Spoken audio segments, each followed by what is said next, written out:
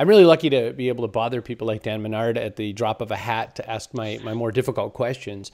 Dan, you're the web and mobile development guy over at Macadamian Technologies, and I was asking you, I said to people, you really need to get a mobile website in place for 2012. It's sad you haven't yet, but this is the year to do it. And a lot of people pushed back and said, I really don't know what's involved. And I said, for WordPress, it's easy. You can use something like WP Touch and you're done, close enough.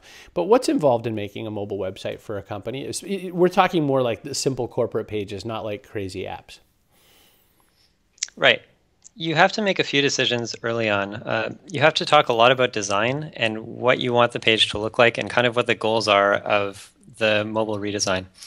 So you have to focus a lot on what your user wants to get out of the website, because what you don't want to do is just port all of your functionality completely to a little mobile app and try to reproduce the same thing you have on the desktop on a screen that is maybe a quarter the size.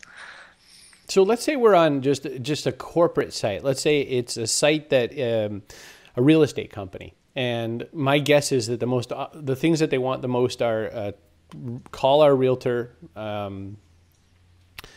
me think what else. So call our realtor, see some available homes, things like that. I mean, I guess the question becomes, how do you tell a company if it's almost like a brochureware site and not an app? What do you do to tell them to start thinking about the most important parts? What matters to you? What matters most is getting it in front of real users, getting some prototypes or just some mock-ups or some wireframes, and then watching how those users react to that information, just to kind of gauge what is useful and what's not. Like you mentioned, contact information is one of the most important things. Generally, if someone's on a mobile device, that's one of the first things they're going to want is to know, oh, how can I reach you? Another big one is where is the office, or how can I get to you? So things like that are obviously a top priority.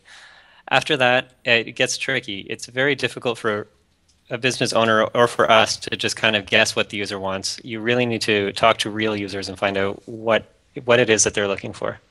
Dan, is it safe to assume most people are using smartphones? I mean, when you look at your stats on who's hitting the browser when you're developing this sort of stuff, are you seeing it primarily smartphones at this point? It's not as safe an assumption as people make it out to be. I was in a meeting the other day where we just did a quick informal poll. We were talking about smartphones and those some new devices that were coming out, and we just did a quick poll to see who had a smartphone on them at that exact moment. And it wasn't everybody, which surprised me a lot because we're at a tech company, and I thought that would for sure get us 100%. But out of the 20 people there, only about 16 of us had smartphones on us.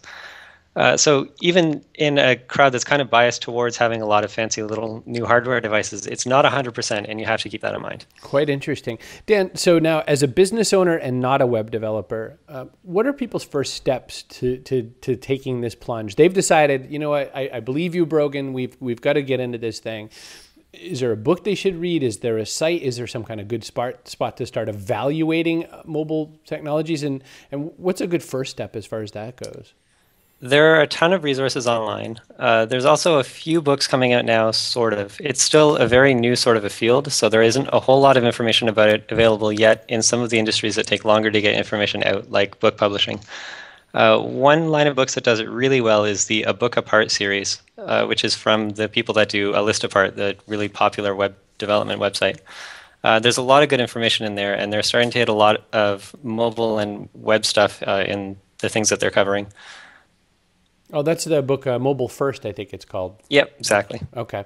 And then I guess one other last question, evaluating web developers. What do people look for in a web developer? What's the sort of sense that you're going to be dealing with the right kind of person for a mobile web development? It's really important to build trust early on. That's something that you're going to rely on because web development, and especially mobile web development, a lot of things can change very quickly, and you get a lot of problems that come up at kind of the last minute. So it's one of those things where, because it's so dynamic, you need to have that trust relationship to rely on in order to be able to communicate the problems effectively and find the right kinds of solutions when you're on kind of a tight deadline.